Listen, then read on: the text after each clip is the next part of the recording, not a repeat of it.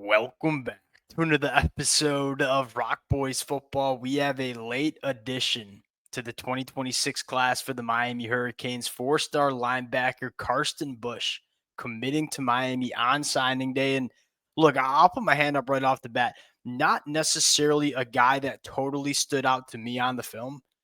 Corey Heatherman loves this kid. And I'll say hand up right off the bat, Corey Heatherman, a hell of a lot smarter than I am when it comes to evaluating off-ball backers. If Corey Heatherman likes this kid, well, dang nabbit, I like him too. Now, I want to talk a little bit more about Karsten Busch. I also want to address some of the Calvin Russell buzz that we've seen over the last couple of hours. He was set to sign with Syracuse. He has pushed back that time. There's conflicting reports regarding if Miami's in it or not. Look, Gabby Urrutia, 24/7 Sports, has largely been my gospel when it comes to Miami Hurricanes recruiting. He's pretty confident that Miami's not going to make a run. I kind of like that decision, and we'll get into that as well. I was reflecting on, where Miami sits as a program because I understand there's a lot of Miami fans that, like, and we've been doing this long enough to know that the Miami fans, they love this stuff, talking recruiting, talking roster building. Kind of hard to have this conversation with what the committee is doing to Miami right now. Many of the Miami fans who've been rocking with the boys the last couple of weeks know my opinion. I think Miami's, look, for lack of better terms, getting screwed. I voiced those opinions last night on the live stream. If I'm a Miami fan and if I'm Mario Cristobal, do not let this disappointment do something similar to this program like happened to Florida State a couple years ago. What I mean by that is Florida State, they got left out of the playoffs in 2023 and they panicked and they started doing things differently. If you're Mario Cristobal, regardless if you wind up in the playoffs or not, you have to evaluate where this program is and where this program is going. To me, it's very clear that the foundation is getting laid the right way. This is a program that is building to the point where it's not going to be every couple of years where they can get into the playoffs. Like Mario Cristobal is building a program that every single year it's a playoff caliber team. Quite frankly, a team that can compete for national championships. That's the way I see where Miami's going. And so you continue to stick to the process. I apologize for the little side tangent. I want to get into Karsten Busch. I want to give my takes on Calvin Russell before we get into it. As always, to the Miami fans, appreciate you guys, man. This fan base been rocking with the boys for a long time. Whether we're talking the recruiting trail, the transfer portal, on the field stuff, y'all know how much I love talking about this program. I cannot thank you guys enough for all the support y'all have shown the boys over the years. If you do enjoy the content, consider subscribing to the channel. We'll have a lot to talk about over the next couple of weeks and months. Yeah, look, I promise you, Mario Cristobal going to get aggressive in the transfer portal once again. We're going to have a lot of commitments to break down. Without further ado, let's get into Karsten Busch first. And like Corey Heatherman a couple of weeks ago during Miami's bye week, went up and saw this kid in person, right? And although when I turn on the film, maybe I'm not necessarily sold the way Corey Heatherman is.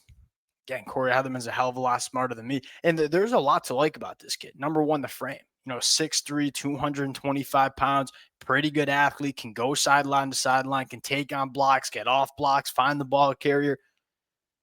All the things that you want in an off-ball linebacker, Karsten Busch brings to the table. And I'll say this with what Corey Heatherman's done, man, I don't doubt him for a second. The linebacker play this year just so much more consistent than what it was last year. I mean, the run fits are better. The tackling in space is better. I trust Corey Heatherman inherently with what he's doing, not just with this defense, but specifically with the backers, because we know Corey Heatherman loves that position. The more interesting conversation here, the Calvin Russell buzz, right? He was set to sign with Syracuse today. Pushes back that signing. There's conflicting reports regarding whether Miami's going to get involved. It sounds like Miami's going to pass on him. And I, as talented as we all know Calvin Russell is, kind of agree with that move for a couple of different reasons. Number one, this is a little bit of a personal take. I'm not sure if I'm a fan of the theatrics of how this recruitment has played out. And this is also coming from a Michigan fan, right? And Michigan was making a move out of Calvin Russell as well. It's been a roller coaster, and I firmly believe, and we've been talking about this long enough, that you kind of get a feel for what these kids are during the recruiting process and who they are. And you can kind of decide what kind of characters you want to allow into this program. And there's been a lot of here's one of the things I'll say is I'm not sure if he wants to be a Miami Hurricane, right? I mean, he's a local kid. Miami was very aggressive at times with him, and he never really seemed like he necessarily wanted to be here. And so we'll see how that plays out. The other thing I'll say is not a super big fan of two sports. Like you go look historically at the football players that are hell bent on playing multiple sports in college, whether that's running track, whether that's playing baseball, whether that's playing hoops. Really hard, man. Really hard to excel at two sports at the collegiate ranks, no matter how gifted of an athlete you are. Lastly, I just don't know if Miami needs him, right? I mean, we know Calvin Russell is asking for a lot of money, right? He wants a competitive NIL offer. And I think at times in the process, Miami was prepared to give that money to Calvin Russell. You're sitting here now, and I think you just look at number one, the names Miami has in 2026, especially the kind of wide receivers that Calvin Russell is. Big body pass catcher that can work vertically down the field. Tyron Evans, Milan Paris, Samarian Wingo. I mean, those are all big bodied X wide receivers, right? And so you look at it and say, as good as Calvin Russell is, do we need another wide receiver like Calvin Russell? I'm not sure if you do. And then you also look at the other wide receivers you have on this roster, a guy like Joshua Moore.